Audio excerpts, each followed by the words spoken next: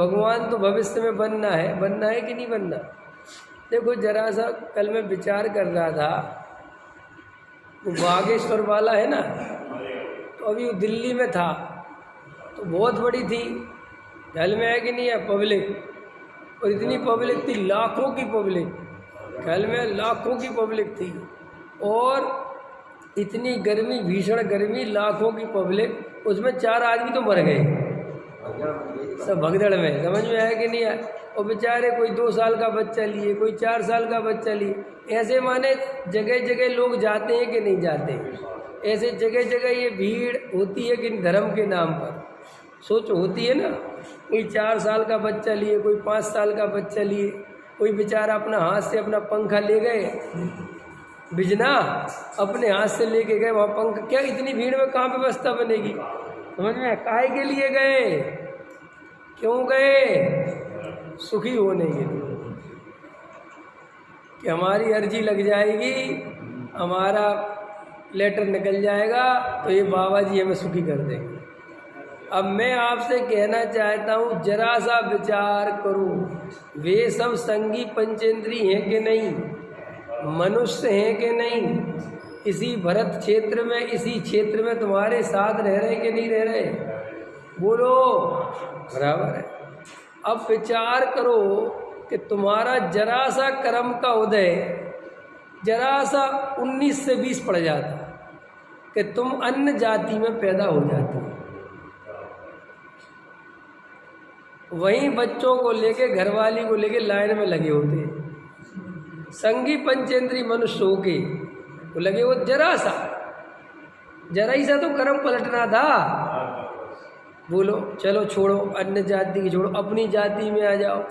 पक्के दिगंबर भी हो गए थे भाग्य से, लेकिन ये गुरुदेव का तत्व नहीं मिला होता तो उसके पहले क्या कर रहे थे और अभी क्या कर रहे होते, उसकी कल्पना कर लो। बोलो, भाग रहे होते कभी इस महाराज के पीछे, कभी उस महाराज के पीछे, कोई तत्व ज्ञान नहीं, कुछ नहीं। महाराज हमारे ऊपर पिछी रख दो, महाराज आशीर्वाद दे दो, महाराज हमारी दुकान बढ़िया चल जाए, महाराज हमारे बाल बच्चे बढ़िया हो जाए। बोलो, ये सब महाघृत मिथ्यात्व के काम इसी पर्याय में अभी कर रहे होते कि नहीं कर रहे होते। अब देखो सब बढ़िया हो गया। मैं तो कभी कभी सोचता हूँ इस पंचम काल में दौलत मिलना, शोहरत मिलना, सब कुछ मिलना बहुत आसान है, लेकिन सच्चा तत्व ज्ञान मिलना महा मुश्किल है। और अपन को मिल गया, अपन कितने भाग्य, 6 अरब जनता है, अब तो 7 अरब हो गई होगी, 6 अरब तो बहुत पहले थी। 7 अरब जनता में तुम वो आदमी हो जिसे वस्तु का स्वरूप पता चल गया है। 7 अरब आदमी, सोचो उनको पता ही नहीं है कि द्रव्य क्या है, गुण क्या है, पर्याय क्या है, आत्मा क्या है, शरीर क्या है, संयोग क्या है, वाणी क्या है, कर्म क्या है, भगवान क्या है, कुछ पता नहीं बेचारों को। अपनी ही काल्पनिक कल्पनाओं से कुगुरुओं के द्वारा बताए हुए मार्ग पे चल रहे बेचारे, और महा अनंत काल के दुख चलने वाले हैं। इस पंचम काल में सबसे बड़ा आश्चर्य है कि जीव को सच्चा तत्व ज्ञान मिल जाए। माँ अब सुनो, ऐसा होने पर भी अगर हम पैसे में सुख बुद्धि रखें, उसी दौलत और शोहरत के पीछे दौड़े, ये तत्व ज्ञान मिलने के बाद तो हमसे ज़्यादा मूर्ख दुनिया में कौन है। अरविंद जी मजाक लगती है, अभी ये पर्याय पलटेगी ना जीव की, चाहे वो अंबानी हो, चाहे वो मोदी हो, चाहे वो कोई हो, 1 मिनट बाद तो नाली में कीड़ा हो जाता है जीव। 1 सेकंड लगता है पर्याय पलटते पलटते। क्या मिलता है संयोगों में, कल्पना के अलावा कुछ नहीं। जीव को काल्पनिक कल्पनाएं हैं, रहता तो 10x10 के ही कमरे में है, चाहे भले ही महल हो, क्यों महल कितने ही बड़ा हो, वो कितने पलंग पे सोएगा। चलो कितने उसके घर में काजू किशमिश मावा बादाम बढ़िया से बढ़िया करोड़ों रुपए के ड्राई फ्रूट्स हों, और जो भी आप कल्पनाएं कर सकते हो खाने पीने में, वो कितना खाएगा, वो तो उतना ही खाएगा ना जो कितना आम आदमी खाता है, चाहे भले ही अरबपति हो। मैंने अभी मुकेश अंबानी का पढ़ा था, मूंग की दाल की खिचड़ी खाता है बेचारा। बड़ी बड़ी पार्टियां देता है वो, बड़ी बड़ी पार्टियां देता है, खुद उसमें से कुछ नहीं खाता वो, सिर्फ मूंग की दाल की खिचड़ी खाता है स्वस्थ रहने के लिए। अब जब स्वस्थ रहने के लिए मूंग की दाल की खिचड़ी ही खानी है तो अरबों रुपए की संपत्ति जोड़ने का फायदा क्या है? विचार करो। क्योंकि मूंग की दाल की खिचड़ी तो एक गरीब भी खा सकता है। नहीं समझ में आया कि साहब सुबह जॉगिंग करनी पड़ेगी, चाहे अरबपति बने रहो चाहे खरबपति बने रहो, तो अगर मेहनत करनी है तो भैया यार अरबपति बनने का फायदा क्या हुआ ये तो समझाओ।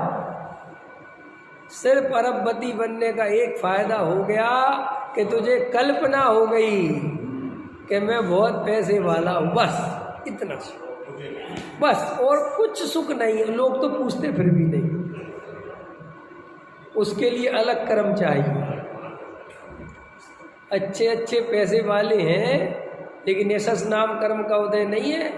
और तुम क्या सोचते हो, आए दिन चोर कहता है राहुल गांधी आए दिन इनको चोर चोर भगते हैं, पेपरों में छपते हैं, सब पढ़ते हैं बेचारे। बताओ करोड़ों अरबों के मालिक हैं और भरी सभाओं में उन्हें चोर कहा जा रहा है और वे सब सहन करते हैं, लेकिन वो कहते हैं हम पर पैसा तो है, कहते रहो चोर जिसको जो कहना है। ख्याल में वो एक कल्पना का सुख है ना जीव को, यथार्थ में तो कुछ नहीं। अब देखो सुख है कल्पना का, और यहाँ से मरेगा सो जो चार गति दुख चलेगा वो असली है, वो नकली नहीं है, वो काल्पनिक नहीं है, वो बिल्कुल असली है। जो नरक के डंडे पड़ेंगे वे असली पड़ेंगे बेटा। और यहाँ जो बहु आरम पर देखो, किसी के 4 मकान हो गए, ऋषभ बिहार में 4 कोठी हो गई, वो कितनी कोठी में रह सकता है? वो तो एक कोठी में रहेगा ना, और एक कोठी के एक कमरे में रहेगा, ठीक है कि नहीं? लेकिन उसको 4 घर हैं मेरे इस बिहार में, और ये सुख रहेगा, एक कल्पना रहेगी। पर पदार्थों को भोगता नहीं है जीव, क्योंकि भोगेगा कैसे, क्या करेगा भोगोगा? आपको पता है नरक आदमी कभी भी भोगने के कारण नहीं जाता। क्या कहा मैंने? ये बहुआरम परिग्रह का फल नरक क्यों कहा? भोगने का फल नरक क्यों नहीं कहा? बहुआरम परिग्रह का फल नरक इसलिए कहा कि उसमें से जीव को भोगने की अनंतानुबंधी कल्पना चलती है। भोगने का तो देखो सवाल ही पैदा नहीं होता, ये तो आप भूल जाओ, ये तो खूब अच्छे से देख लो। मैं तो खूब जाता हूँ, कभी करोड़पतियों के, कभी किसी के, चांदी की थाली में भले ही खा रहे लेकिन खाएंगे खिचड़ी, क्योंकि पचती नहीं। और डॉक्टर साहब तो बहुत अच्छा बताते थे कि चांदी की थाली में भी नहीं खाते, खाते तो स्टील की में है, लेकिन बाहर से कोई पंडित विद्वान आ जाए तो उनको चांदी की थाली में खिलाते।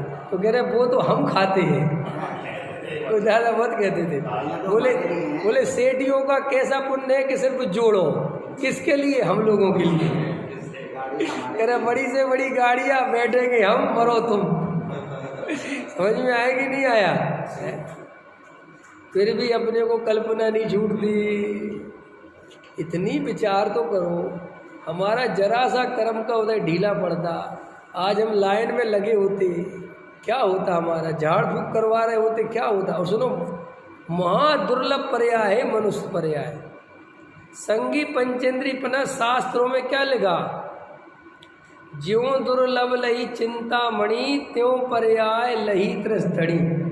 माने एक इंद्री की पर्याय से 2 इंद्री की पर्याय में पहुंचने को श्री गुरु कहते महासौभाग्य की बात है। बताओ, कोई एक इंद्री से 2 में आ गया तो वो कहते बहुत गजब हो गया, तेरे भाग खुल गए, तू निकोष्ठ इधर आ गया, कमाल हो गया। अब सुनना मेरी बात, सफ़र कैसा है? इतना लंबा सफ़र सोचो, 2 इंद्री से 3, 3 से कितनी पर्याय जन्म मरण करे होंगे, कितने कितने मरे होंगे, कितने ऊंट बलद भैंसा हो, क्या क्या तकलीफ सही होगी, भगवान ही मालिक है। ख्याल में आया कि नहीं आया? इस सब तकलीफ सहते सहते जीव बा मुश्किल इस मनुष्य पर्याय में आता है। अब देखो, इतने कष्ट सह के मनुष्य पर्याय में आया और कुगुरु की शरण में चला गया, कुधर्म में पैदा हो गया, कुदेवों के यहाँ पैदा हो गया। बोलो क्या होगा? इसलिए मैं कहता हूँ सारे पासे सही भी पढ़े, एक पासा गलत पड़ गया सारी जिंदगी खराब हो गई। पासे तो समझते हो ना, सब सही पढ़ रहे थे, सब सही पढ़ रहे थे, लेकिन एक आया ओडमल्ली साहब ने ऐसा बढ़िया लिखा कि महाभाग्य से ये जीव संगी पंचेंद्रीय मनुष्य होता है, सो वहाँ भी कोई ऐसा पूर्व कर्म का उदय जीव के बंधा रहता है कि कुगुरु कुदेव कुशास्त्र की शरण में चला जाता है। इस पूरा भाव खराब हो जाता बेचारे का, कहाँ से कैसे आया नहीं समझे। जैसे देखो, जब बालक जन्म लेता है 9 महीने पेट में कैसी अवस्था होती है, पल पल का समय खराब होता है। वो 9 महीने का गर्भ कि भैया 3 महीने में ना गिर जाए, 2 महीने में ना गिर जाए, 4 महीने में ना गिर जाए, 5 में, बोलो कितना उसी पेट में। बता, पहले तो मनुष्य होना ही कितना कठिन है, फिर मनुष्य हो के वो गर्भ में पूरी तरह टिका रहे, बना रहे, और फिर पैदा हो के ना मरे। ये लिखा है रत्नकांड शराब का चार कि वहाँ से पैदा हो जाए, ये बहुत बड़ी बात, फिर मरे नहीं, क्योंकि आयु कम पड़ गई। मनुष्य तो हुआ लेकिन आयु इतनी कम पड़ गई कि 9 महीने में पैदा हुआ, मर गया। जी आयु होती है उस बच्चे की, इतनी आयु थी कि भाई 9 महीने तो रहा, कहने वही मनुष्य पर चालू हो गई उसकी, भाव भी हो गया उसका पूरा, समझ में काउंटिंग हो गई, और देखो बेचारे का वो चला गया। फिर कोई बच्चा 3 साल जी ले, कोई 6 महीने जी ले, कोई 5 साल जी ले, है ना, बोलो कोई 20 साल में मर जाए। अपन देखो कितनी मुसीबतें पार करके आ गए। अब उसके बाद भी अपन को अपनी आत्मा की शरण नहीं होती, अपना भेद ज्ञान नहीं करते, अनुभव नहीं करते, मैं कौन हूँ विचार, फिर भी हम पैसा कमाने में लगे रहे, रात और दिन परद्रव्य की चिंताओं में लगे रहे। तो इस संसार में भटकने के अलावा कोई उपाय नहीं, क्योंकि ऐसे अवसर बार बार नहीं मिलते। जरा सा विचार करो, मैं तो यही विचार करता हूँ, वे भी बेचारे सब मनुष्य ही तो हैं, सब जीव ही तो हैं जो धाम में जा रहे हैं, बाबा के पास जा रहे। बेचारी महिलाएं 3 साल का बच्चा लिए, बेचारे रोटी नहीं खाने वहाँ बैठे बेचारे, उसकी जेब में 50 रुपये हैं तो बच्चे को दूध नहीं पिला रही, वो बेचारी उस गुल्लक में डाल रही, तेरी बाबा के पास अर्जी लग जाएगी। मेरे तो कई ऐसे काम करने वाले होते ना, तो ये 9 दुर्गा वगैरह आते हैं ना, अब तो हालांकि चांस नहीं पड़ते, पे तो लेबर के घर जाना पड़ता था ना माल वाल देने लेने, तो मैं कहता था क्या कर रहे हो, तो बोलते थे 9 दुर्गा लग गए। अच्छा तो अब क्या कर रहे हैं, बोले घी का दीपक जला। तो मैंने कहा घी कभी रोटी में लगा के खाया है, तो मैंने कहा ये घी रोटी में लगा के खा लो, और इनको रहन दो दीपक दीपक। तो मुझसे कहते तुम नास्तिक हो, पापी हो। मैंने कहा चल मैं पापी सही, तू आस्तिक सही, फिर भी देख मैं मालिक हूँ, तू नौकर है। कैसा है तेरा भगवान? नहीं मैं तो कोई दीपक नहीं जला रहा, और मैं देख ले। तो कहता था बात तो सही कह रहा, मैं छोड़ लगा इसको घी में। समझ में आ गया, रोटी पेट में जाएगी, असली भगवान तो अंदर विराजमान है। असली भोग लगाना हो तो अपने को लगाओ, और क्या।